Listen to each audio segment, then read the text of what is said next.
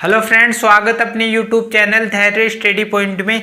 आज अपन ज्योग्राफी का जो 5वां टॉपिक है यानी भारत, लोग और अर्थव्यवस्था का 5वां टॉपिक भू संसाधन तथा कृषि, इसके बारे में डिस्कस करने वाले हैं। सबसे पहले भू संसाधन जानो।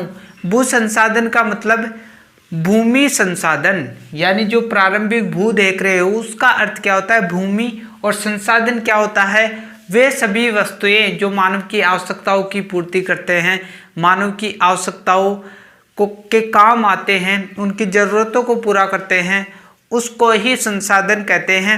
तो भूमि भी मानव की आवश्यकताओं की पूर्ति करती है। जैसे जल भूमि के ऊपर ही तो स्थित है, यानी भूमि के बगैर मानव का वजूद है ही नहीं।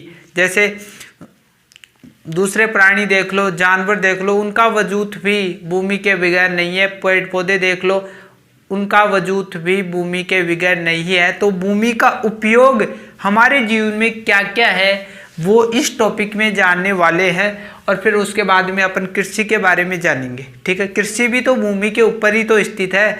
तो ये सारी चीज़ें जानने वाले हैं। इसके अंतर्गत सबसे पहले अपन ये जानेंगे कि भूमि का उपयोग हमारे जीवन में क्या क्या है। ठीक है, इसके बाद में भू उपयोग का वर्गीकरण, यानी भूमि का जो उपयोग है वो किन किन क्षेत्रों में है वो जानने का प्रयास करेंगे। ट्रिक के माध्यम से जानने का प्रयास करेंगे तो आपको चीज़ें क्लियर ही होंगी। आप वीडियो के अंत तक बने रहें। सबसे पहले भूमि का उपयोग। ठीक है, भूमि का उपयोग आपको नदियों के क्षेत्रों में देखने को मिलेगा। यानी आप देखोगे कि जो नदियां हैं, नदियां भूमि के ऊपर ही स्थित होती हैं। भूमि यदि नई है, यानी भूमि यदि नहीं होती तो नदियां भी नहीं होती। आप उत्तरी भारत में देखोगे बहुत सारी नदियां हिमालय से निकल रही है, यानी हिमालय की जो बर्फ़ है वो पिघल कर ये नदियों के रूप में तब्दील हो जाती है। तो जैसे गंगा देख लो, एक बाहर जा रही है, पाकिस्तान में जा रही है एक नदी, सिंधु नदी जो तिब्बत से निकलती है। आप यमुना देख लो, बहुत सारी नदियां हैं। दक्षिणी भारत में भी नदियां हैं, कृष्णा, कावेरी, बहुत सारी नदियां हैं। तो ये जो सारी की सारी जो नदियां हैं वो भूमि के ऊपर ही स्थित है, और नदियां हमारी आवश्यकताओं की पूर्ति करती हैं। ठीक है, आगे आप देखोगे वृक्ष किस पर स्थित है? वृक्ष भी भूमि पर स्थित है, और वृक्ष भी हमारी आवश्यकताओं की पूर्ति करते हैं। बहुत सारी चीज़ें हैं, हमारे को ऑक्सीजन मिलती हैं, जो हमारे को लकड़ियाँ मिलती हैं। इनके बगैर है ना जो पर्यावरण चल नहीं सकता भाई। ठीक है, तो वृक्ष भी भूमि के ऊपर ही स्थित है और वो हमें हमारी आवश्यकताओं की पूर्ति करते हैं। आप देखोगे सड़कें किस पर स्थित है भाई? भूमि पर ही तो स्थित है। यदि भूमि ही नहीं होगी तो सड़कें भी नहीं बनेंगी, और सड़कों का उपयोग आप सब जानते हो, हमारा जो माइंड है ना उसको डाइवर्ट नहीं करती है सड़कें, और इन पर चलकर अपन जिस स्थान पर जाना चाहते हैं उस स्थान पर अपन पहुंच जाते हैं आराम से। ठीक है, इमारतें भूमि पर ही तो स्थित है। हमारे जो घर हैं वो भूमि पर ही तो स्थित है। यदि भूमि ही नहीं होती तो हमारी इमारतें भी इस पर नहीं बन पाती। 5वां देखोगे खाद्यान्न का मतलब जो अपन खाते हैं, चावल, गेहूँ, जौ, उड़द, दाल, ये बहुत सारी चीज़ें हैं। तो जैसे तिल हुआ, तो ये जो खाद्यान्न है वो भूमि के बगैर उपजाऊ, यानी भूमि के बगैर अपन इनको पैदा नहीं कर सकते, ये जो खाद्यान्न है उसको।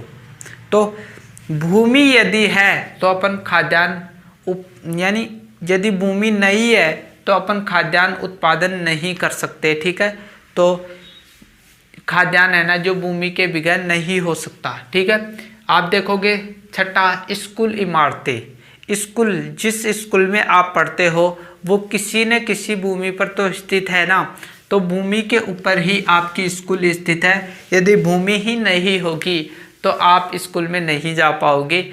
आप यानी अपन हमारा वजूद ही नहीं रहेगा, भूमि नहीं रहेगी तो। 7वां आप देखोगे क्रीड़ा उद्यान यानी क्रीड़ा का मतलब खेलना, उद्यान का मतलब मैदान, यानी आपका जो खेल का मैदान है वो भी भूमि पर स्थित है जिस पर अपन खेलते हैं। ठीक है। 8वां देखोगे खेत। खेत वही बात आ रही है खाद्यान्न, यानी खेतों में अपन खाद्यान्न का उत्पादन करते हैं। तो यदि खेत ही नहीं रहेंगे तो खाद्यान्न उत्पादन नहीं होगा, और खाद्यान्न ही नहीं उत्पादन होगा तो हम जी नहीं सकेंगे। ठीक है। तो इसका उपयोग भी महत्वपूर्ण मान सकते हैं, भूमि का उपयोग, यानी भूमि पर जो खेत है। ठीक है, समझ में आ रहा होगा आपको। 9वां आप देखो चरागाह है। चरागाह क्या होते हैं? जहाँ पर पशु चरते हैं, यानी जहाँ पर पशु पाले जाते हैं। चरागाह है वो वह मैदान होते हैं जहाँ पर घास उगा होता है और जो पशु है वहाँ पर जाकर चरते हैं, वहाँ का जो घास होता है उसको खाते हैं। तो चरागाह भी आपको भूमि पर ही देखने को मिलेगा।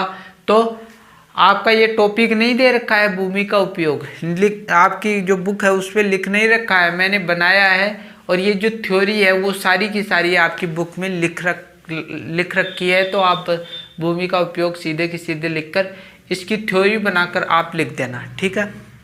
ठीक है, तो आपको चीज़ें क्लियर ही समझ में आ रही होंगी। आगे देखो आपका भू उपयोग का वर्गीकरण। भूमि का जो उपयोग है उसका वर्गीकरण यहाँ पर किया गया है, आपको ट्रिक के आधार पर समझाया भी जाएगा। ठीक है। तो सबसे पहले भू राजस्व विभाग, जो भू राजस्व विभाग है उसने भू उपयोग का वर्गीकरण किया है। ध्यान में रखना, क्वेश्चन आ जाए कि भू उपयोग का वर्गीकरण किस विभाग ने किया, तो आप बताओगे भू राजस्व विभाग ने ही भू उपयोग का वर्गीकरण किया। कितने प्रकारों में इसका वर्गीकरण किया है? 9 प्रकार। यानी जो भू राजस्व विभाग है उसने भूमि के जो उपयोग है वो 9 बताए हैं। उसने ये बोला कि भाई 9 प्रकार है, यानी भूमि का जो उपयोग है वो 9 प्रकारों में है। ठीक है। तो क्वेश्चन इस प्रकार भी आ सकता है कि भू राजस्व विभाग भू उपयोग वर्गीकरण को कितने प्रकारों में बांटा है, तो आप बताओगे 9 प्रकारों में बांटा गया है। आपको ट्रिक के आधार पर समझाया जाएगा और इन चीज़ों को आप ध्यान से देख लेना भाई, क्योंकि पूरे टॉपिक का मूल है ना जो यही है, ये 9 प्रकार ही इस टॉपिक का मूल माना जा सकता है। ठीक है। और एक चीज़ यहाँ पर ध्यान योग्य चीज़ है यहाँ पर कि यह जो है वो भू उपयोग वर्गीकरण यानी ये रिकॉर्ड भी रखती है, यानी भू राजस्व जो विभाग है वो भूमि उपयोग का रिकॉर्ड भी रखता है, यानी इसके आंकड़े भी भू राजस्व विभाग ही रखता है कि कौन कौन सी भूमि किस किस क्षेत्र में उपयोग में आ रही, किस किस क्षेत्र में काम में आ रही है, वो सारा रिकॉर्ड है ना जो भू राजस्व विभाग रखता है। ठीक है। तो यदि क्वेश्चन आ जाए कि भूमि उपयोग संबंधित रिकॉर्ड कौन सा विभाग रखता है, तो आप बताओगे भू राजस्व विभाग ही भूमि उपयोग संबंधित रिकॉर्ड रखता है। तो आपको चीज़ें बिल्कुल ही क्लियर हो रही होंगी। अब अपन 9 प्रकार देखेंगे भूमि उपयोग वर्गीकरण के 9 प्रकार अपन देखने का प्रयास करेंगे, ट्रिक के माध्यम से देखेंगे। ठीक है। तो मैंने ट्रिक बनाया है, ये जो दिख रहा है आपको, इसमें अपन 5 प्रकार देखेंगे, 2 इसमें देखेंगे और 2 इसमें देखेंगे, तो 9 प्रकार हो जाएंगे। मैं बार बार रिपीट कर रहा हूँ कि आपको ये प्रकार तो ध्यान ही होने चाहिए। आपको छोटे क्वेश्चन में भी पूछ सकता है कि 9 प्रकारों का, यानी भू उपयोग वर्गीकरण के 9 प्रकारों को लिखिए, बस आपको लिखना ही है। तो आप ये लिख देना आराम से। ठीक है। ट्रिक है हमारे पास में VBGK SCP पर। ठीक है। ट्रिक बहुत शानदार है, आपको चीज़ें क्लियर ही हो जाएंगी। वी का मतलब समझो, वी यानी 1। वी का मतलब यहाँ पर क्या है? 1 है। वी का मतलब वन है, ध्यान में रखना, वी का मतलब वन है। और इससे अपन एक प्रकार बन जाएगा अपन का कि वनों के अधीन क्षेत्र, जो वनों के अधीन क्षेत्र है, अपन इनका विस्तार पूर्वक वर्णन है ना जो आगे करेंगे। सबसे पहले अपन को ये जानना जरूरी है कि कौन कौन से प्रकार हैं 9 प्रकारों में, ठीक है। तो वही समझाने का प्रयास कर रहा हूँ। वी का अर्थ वन है, यानी वह है जिसकी इंग्लिश क्या होगी, वह, यानी वह की इंग्लिश क्या होगी, वी, है ना। तो वही है यहाँ पर वनों के अधीन क्षेत्र, वी का मतलब वनों के अधीन क्षेत्र। आगे देखोगे बी का अर्थ है वह, यानी बंजर भूमि, बंजर वह व्यर्थ भूमि, ठीक है। बी का अर्थ क्या हो जाएगा, दूसरा प्रकार हो जाएगा बंजर, बी का मतलब बंजर वह व्यर्थ भूमि, ठीक है। इसके बाद में जी का मतलब हो जाएगा गैर, ठीक है। जी का मतलब गैर, और ये जो आप देख रहे हो के का मतलब कृषि, ठीक है। तो गैर कृषि कार्यों में प्रयुक्त भूमि, आपको प्रारंभिक जो अक्षर है वो ध्यान होना चाहिए, आप कंफ्यूज नहीं होंगे। और आप जैसे आपने याद किया वी का मतलब तो वन होता है, यानी आप माइंड में इस प्रकार सेट कर लो चीज़ों को कि आप कभी न भूलो। तो वी का मतलब वन, यानी वनों के अधीन क्षेत्र, वी का मतलब हो जाएगा वनों के अधीन क्षेत्र। बी का मतलब अपन ने बंजर याद किया था, तो बंजर वह व्यर्थ भूमि, ठीक है। और जी का मतलब हमने याद किया था गैर, और के का मतलब कृषि, यानी गैर कृषि कार्यों में प्रयुक्त भूमि। इस प्रकार आप सेट कर लो माइंड में। एस सी यानी एस का मतलब स्थायी, एस का अर्थ क्या होगा, इस एस का अर्थ होगा स्थायी, ठीक है। और सी का मतलब चारागाह है, यानी स्थायी चारागाह है क्षेत्र, ठीक है। चीज़ें आपको क्लियर ही हो रही होंगी। और फिर इसके बाद में पी का मतलब आपको यहाँ ध्यान होना चाहिए, आपने टेंस तो पढ़े ही होंगे इंग्लिश में। तो पी प्रारंभिक टेंस कौन सा आता है, प्रेजेंट इंडेफिनिट टेंस, ठीक है। तो प्रेजेंट का मतलब क्या होता है, वर्तमान होता है, आप सबको ध्यान है। यानी प्रेजेंट का मतलब वर्तमान होता है, वर्तमान, यहाँ वर्तमान मैंने लिख दिया है वर्तमान। और पर, इस पर के आगे अपन ती और जोड़ देंगे तो प्रति हो जाएगा, यानी वर्तमान प्रतिभूमि, ठीक है। तो पांचवा प्रकार हो जाएगा पी का मतलब प्रेजेंट का मतलब वर्तमान, और पैर है, और इसके आगे ती और जोड़ देंगे तो प्रति हो जाएगा प्रतिभूमि, ठीक है।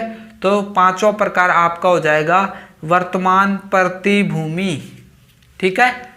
पांचवा हो जाएगा वर्तमान प्रतिभूमि, ठीक है। तो आपका जो ये ट्रिक है VBGKSCP पर, ठीक है।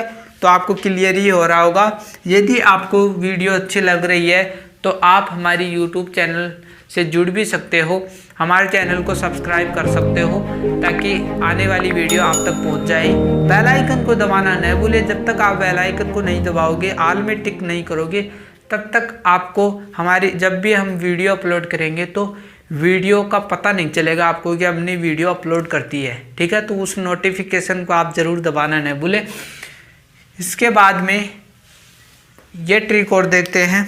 इस ट्रिक का मतलब आखिरकार में है क्या, VA यानी वी का मतलब विविध, वी का मतलब आप समझो, माइंड में इस प्रकार बैठाओ चीज़ों को कि आपको चीज़ें याद ही हो जाएं, ठीक है। वी का मतलब यहाँ पर क्या है, विविध, और इससे आपका छठा प्रकार बनेगा विविध तरु फसलों वह उपवनों के अंतर्गत क्षेत्र। छठा प्रकार बन जाएगा वी से विविध तरु फसलों वह उपवनों के अंतर्गत क्षेत्र, छठा प्रकार बन जाएगा। और इस एक का मतलब एग्रीकल्चर, और एग्रीकल्चर का अर्थ तो आपको ध्यान ही होगा, कृषि होता है।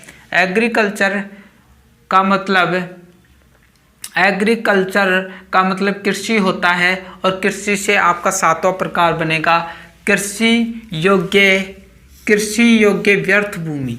ठीक है, तो आपको एक हिंट चाहिए होता है किसी भी सेंटेंस को याद करने का, तो कृषि का मतलब यहाँ पर होगा कृषि योग्य व्यर्थ भूमि। तो 2 प्रकार इसमें बन गए, यानी अपन ने 7 प्रकार इसके जान लिए। अब आगे जानते हैं 2 प्रकार और जानेंगे इसमें। आपका सेंटेंस है, आपका ट्रिक है प्राचीन निवल बोया। प्राचीन निवल बोया यानी प्राचीन का दूसरा शब्द ये भी चलता है पुरातन। ठीक है, पुरातन, ये जो पुरातन है ना, पुरातन यानी 2 शब्द हैं। जो पहले का समय बीत गया उसके लिए 2 शब्द चलते हैं, प्राचीन चलता है एक तो, और एक चलता है पुरातन। तो प्राचीन का अर्थ दूसरा शब्द यहाँ पर यूज लेंगे, अपन खुद लेंगे, और इसका अर्थ हो जाएगा पुरातन प्रतिभूमि। यानी 8वां प्रकार आपका हो जाएगा पुरातन प्रतिभूमि। ठीक है, 9वां आप प्रकार देखोगे निवल बोया, यानी 9वां प्रकार ये पूरा का पूरा बन जाएगा निवल बोया क्षेत्र। ठीक है, निवल बोया क्षेत्र। तो आप ट्रिक के माध्यम से इसको याद रख सकते हो, प्राचीन निवल बोया, प्राचीन, इसका दूसरा शब्द अपन यूज लेंगे पुरातन। ठीक है, और पुरातन प्रतिभूमि और निवल बोया क्षेत्र। तो ये 9 प्रकार अपन ने स्पष्ट रूप से याद कर लिए हैं, चीज़ें आपको क्लियर हो रही होंगी। तो फ्रेंड्स, आज की वीडियो में इतना ही। अगली वीडियो में अपन 9 प्रकारों का वर्णन देखने का प्रयास करेंगे। इसमें अपन ने ट्रिक के माध्यम से समझा, अगली वीडियो में इनके प्रकारों का वर्गीकरण देखने का प्रयास करेंगे। तो यदि आपको हमारा वीडियो अच्छा लगा हो तो हमारी वीडियो को लाइक, सब्सक्राइब और कमेंट करना ना भूलें। मिलते हैं एक नई वीडियो के साथ, तब तक के लिए थैंक यू।